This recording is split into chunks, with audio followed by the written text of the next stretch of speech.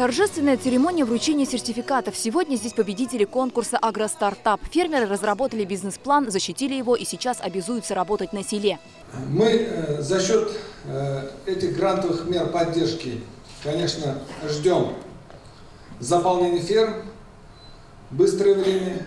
Ришат Тимирбулатов из Нурлатского района на 3 миллиона рублей купил дойных коров. Сейчас их у него 24, в планах довести до 100. Агростартап – это очень большая помощь для фермеров действующих и также начинающих фермеров. Я считаю, что это очень хорошо поднимает сельскохозяйство в деревне. Расширить конюшню и увеличить поголовье хочет Айзат Салахов из Арского района. Сейчас у него 140 лошадей разных пород. Свое дело открыл 7 лет назад. На 360 голов хотим увеличить поголовье.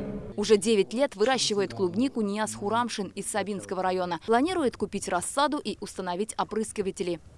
Используя данную программу агростартапа, можно намного, не затрачивая большое количество капиталовложений, можно легче заняться выращиванием ягод. Общая сумма грантов по разным программам более 650 миллионов рублей. Условия поддержки – создание рабочих мест. Сегодня есть очень много возможностей перенять опыт, и люди это видят, фермеры это видят, и они очень сильно стараются получить доход, работать, потому что создавать рабочие места, еще есть дополнительные условия, заполнить ферму, и это благодаря государственной поддержке притворяется в жизнь. В этом году программа «Агростартап» предполагает создание 400 рабочих мест. По ней с 2019 года уже сотни фермеров смогли начать свое дело и успешно развивают предпринимательство на селе.